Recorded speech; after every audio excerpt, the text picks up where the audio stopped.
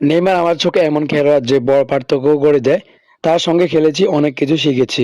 নেইমারকে আমি জানি সে প্রস্তুত হয়ে যাবে, থাকবে বিশ্বকাপ স্কোয়াডে। নেইমারকে নিয়ে একই বলল এমবাপ্পে, বিস্তারিত জানুন। যুক্তরাষ্ট্রে জেলেট স্টেডিয়ামে আজ প্রীতি ম্যাচে ব্রাজিলের মুখোমুখি হবে ফ্রান্স। ম্যাচটি শুরু হবে বাংলাদেশ সময় রাত ২টায়। এই ম্যাচের আগে ব্রাজিলের সংবাদ মাধ্যম গ্লোবকে একটি সাক্ষাৎকার দেন ফরাসি তারকা কিলিয়ান এমবাপ্পে। সেখানে একটু ঝামেলাতে পড়েছিলেন এমবাপ্পে।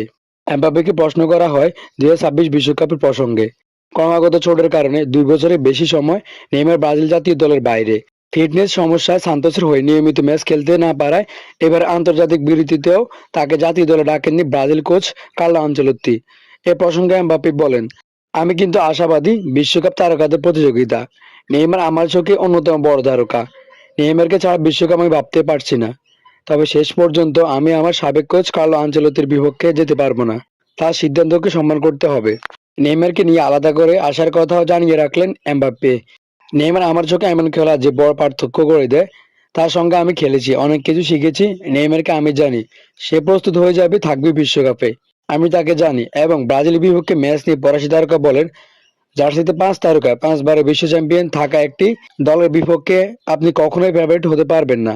এটা অসম্ভব। ফুটবলে ব্রাজিলই শ্রেষ্ঠ জাতি। ব্রাজিলের বিপক্ষে ম্যাচটি আমাদের জন্য নিজেদের সামর্থ্য দেখানোর সুযোগ।